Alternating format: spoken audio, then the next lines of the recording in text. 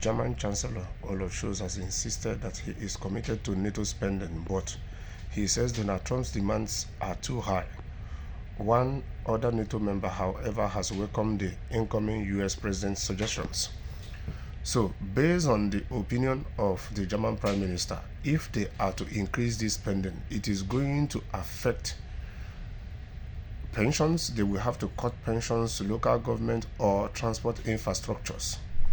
Germany only reached the current NATO target of 2% of GDP last year, the first time it had done so since the end of the Cold War.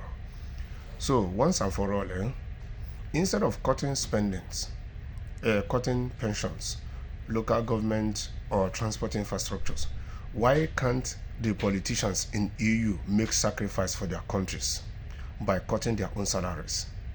Yes, because if all the politicians in Europe who are meant to represent their people, who are there to work for their people, if they really mean well for their people, they are supposed to be the one making the sacrifice this time around, and not the average people, because the average people are already suffering a lot.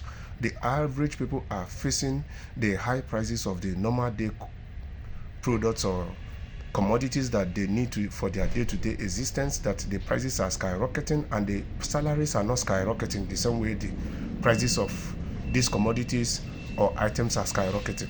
So why can't the politicians in Europe once and for all cut their own salaries, cut their own pensions in order to sacrifice for their various countries? Because truth be told, at this point in time, the 5% increase in your defense budget is not even that bad. If any country can even do more than that, is even better. Because according to the news, German Army Bundeswehr is one of the under-equipped, underfunded militaries in Europe here.